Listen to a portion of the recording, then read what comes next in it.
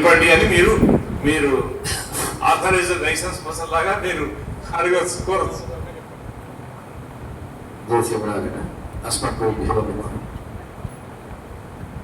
తాతపట్టాల సంచిష్యం బృహది స్వామి నందనం గౌతమానోజం లక్ష్మీనారాయణ గురుంభజం.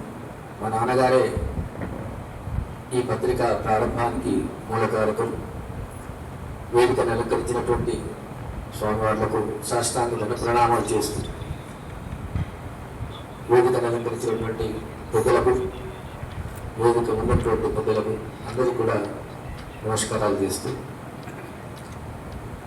1990లో పుట్టిన ఈ పత్రికను మా నాన్నగారి కోరిక మీద ప్రారంభించడం జరిగింది. శ్రీ శ్రీ శ్రీ తిరుపతి శ్రీమన్నారాయణ రామానుజ విజయ స్వామి వారి కార్యక్రమం నుంచే ఆ పత్రిక ప్రారంభించడం. అనుకోని కారణాల వల్ల అప్పుడున్నటువంటి పరిస్థితుల్లో కొంత జాప్యం జరిగినప్పటికీ ఆ పత్రిక ఇప్పుడు సంవత్సరాలు అవుతుంది. పత్రికను మళ్ళీ ప్రారంభించి ఈ 5 సంవత్సరాల నుంచి నిరాటంకంగా పత్రిక కరీంనగర్ నుంచి వెలువడుతుంది. ప్రపత్తి శ్రీ సన్నిధానం.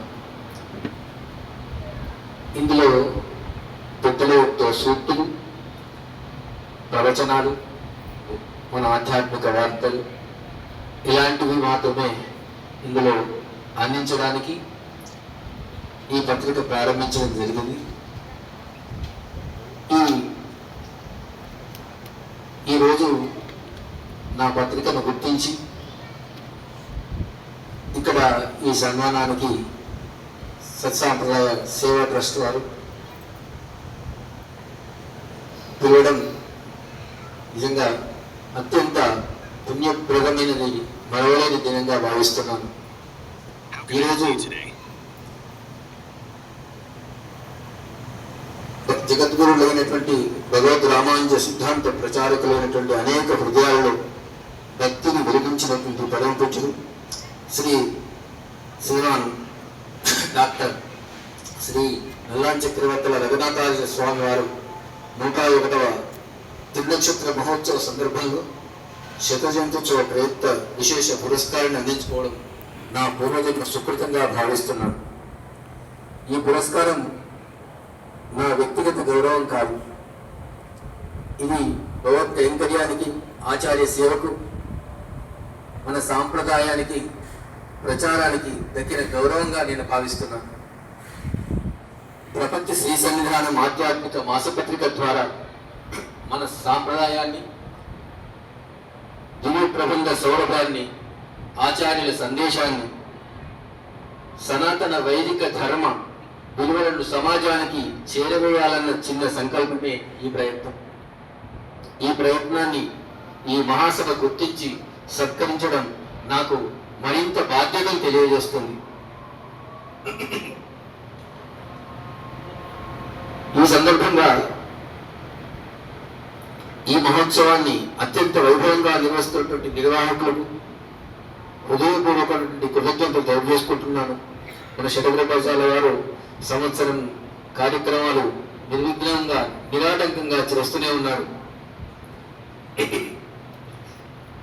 మన చివరగా మన శ్రీ వైష్ణవ సాంప్రదాయం మరింత విస్తరించాలని, యువతలో సంస్కృత భాష, దివ్య ప్రబంధాల పట్ల ఆసక్తి పెరగాలని, ఆచార్యాల అనుగ్రహం అందరిపై ఉండాలని ఆ శ్రీమన్నారాయణని ప్రార్థిస్తున్నాను.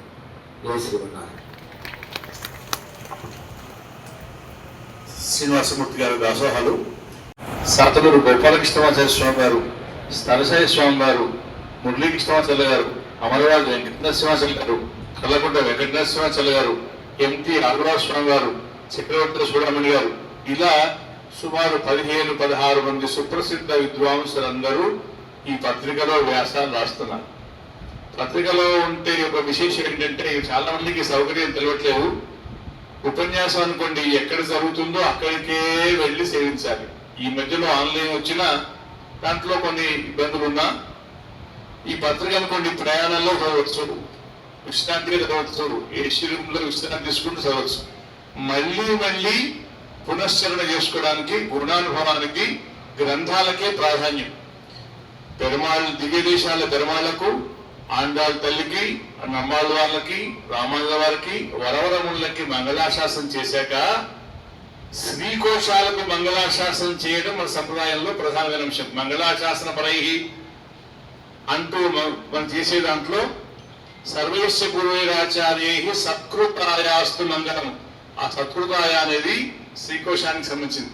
పెరుమాళ్ళంతో శ్రీకోశం అంతా కాబట్టి ఆ వాంగ్మయానికి గుణానుభవానికి ప్రాధాన్యం ఇచ్చేటువంటి రీతిలో పత్రిక నిర్వహిస్తున్నందుకు గాను ముందుగా మనం గోవింద ప్రియ సంపాదకులు డాక్టర్ ఎస్టివి రాజగోపాలాచార్య స్వామి వారికి పురస్కారాన్ని సమర్పించుకున్నాం. భక్తి నివేదన సంపాదకులు డాక్టర్ అద్దంకి శ్రీనివాస స్వామి వారికి సమర్పించుకున్నాం.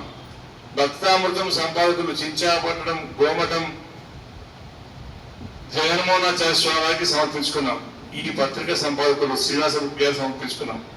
ఎవరు పత్రికా రంగంగా సేవ చేస్తున్నారో, ఎవరు జిఎస్వామి వాళ్ళ యొక్క వ్యవస్థలో యజ్ఞాచార్య స్వామి వాళ్ళుగా ఉంటూ వారి యొక్క సంకల్పాలను ఆచరణలో చేస్తున్న వారు ఉన్నారు అని ఒక ప్రతిదానికి ఒక కారణం లేకుండా ఏదో ఏనుక్కు మాల ఇస్తే అది తీసుకుపోయి వెళ్ళి ఎవరి మెడలో వేసింది, ఎవరి మెడలో వేస్తుందో తెలియకుండా వేసింది అనే పరిస్థితి కాదు. వారిలో ఉండే యోగ్యత. మన స్వామివారికి, రఘునాథ స్వామి వారికి దౌహిత్రులు అయినటువంటి టీకే శ్రీనివాసాచార్య స్వామి గారు శ్రీభాష్యకార సిద్ధాంత పీఠం పక్షాన ఒక ఆస్థాన యజ్ఞాచార్యులుగా ఉంటూ ఆ కార్యక్రమాలన్నీ చేస్తున్నారు కాబట్టి ఆ పీఠం పక్షాన సత్కారం చేసేవే కానీ మన సంస్థలో కోశాధికారిగా ఉన్నారని కాదు. అంటే విద్య, ఒక యోగ్యత అనేది ఒక కారణం కాదు. ఇప్పుడు మన ముందున్నటువంటి కల్లకుంట శ్రీనివాసాచార్య స్వామి గారు ఉన్నారు. వారు ఈ ఊర్లో ఉన్నవారు మన స్వామి గారు స్థాపించిన ఉభయ వేదాంత సభ అనే సంస్థలో కార్యదర్శిగా ఉన్నారు కాబట్టి వారిని ఈ సంవత్సరం వచ్చే సంవత్సరం కాకుండా, ఎందుకంటే ఇంటి వాళ్ళం కాబట్టి ఇంటి వాళ్ళు కొంచెం ఆలస్యంగా అందుకోవడమే.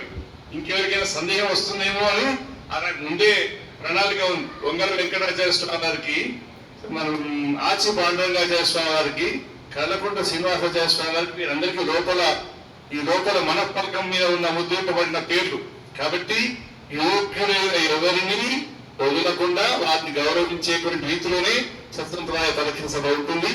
ఇప్పుడు